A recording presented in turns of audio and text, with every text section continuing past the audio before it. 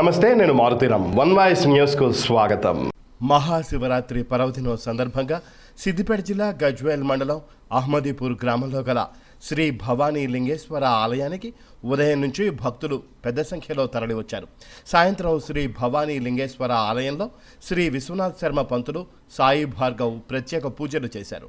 ఆలయంలో భవానీ లింగం దగ్గర భక్తులు పెద్ద ఎత్తున తరలివచ్చి 1100 గుమ్మడికాయలతో దీపాలను వెలిగించారు.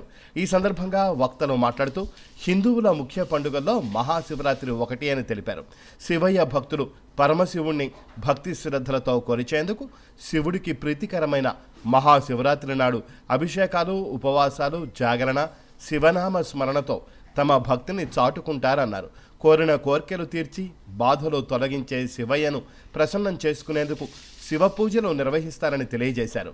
మహాశివరాత్రి వేళ చాలామంది ఉపవాసాలు, జాగారాలు చేస్తుంటారు. అయితే ఉపవాసం చేస్తే ఆరోగ్యానికి మంచి జరుగుతుందన్నారు.